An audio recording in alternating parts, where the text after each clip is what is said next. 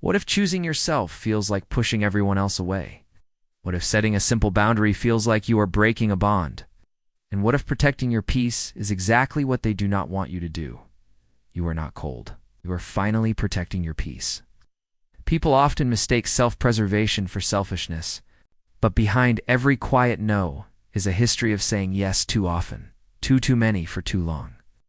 And most never see that what looks like distance is really someone coming home to themselves. That pattern rarely appears overnight.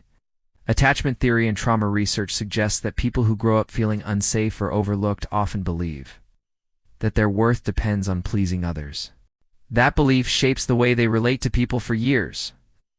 And so drawing a boundary as an adult can feel less like an act of self-care and more like a risk of losing all connection. That is why peace feels so unfamiliar at first. And that is also why it matters so much. That brings us to the first insight. Setting a boundary is often misunderstood as cruelty. When someone has spent years being endlessly available, saying no feels like a rebellion.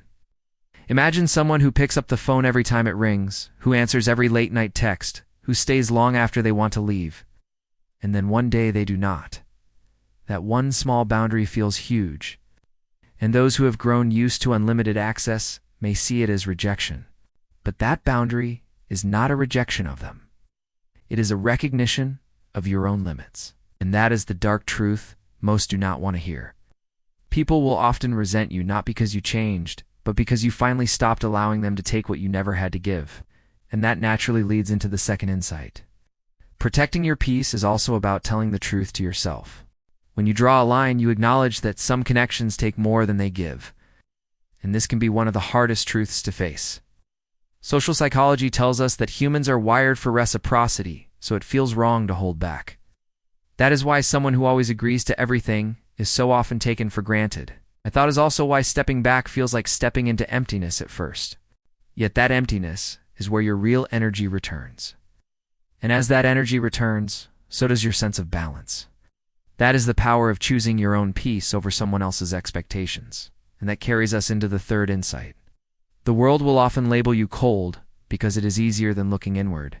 When someone can no longer draw on your attention at will, they may call you distant or difficult. That is because they never had to wonder if you were tired or stretched too thin. Research into boundaries shows that people accustomed to unlimited access rarely recognize their role in exhausting someone. Imagine someone who has never thought twice before asking you for another favor. When you say no for the first time, they may act as though they have been wronged.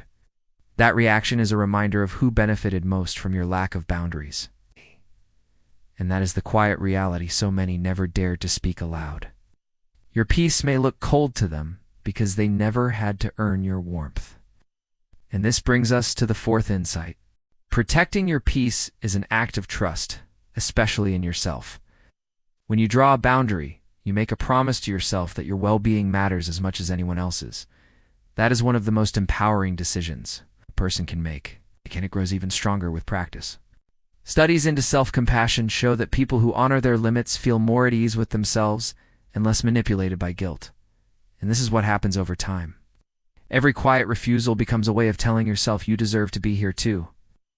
And that is what it really means to protect your peace. You are not becoming cold. You are becoming whole. That is the shift. You can appreciate people without handing them every piece of yourself. And you can honor their humanity without losing sight of your own.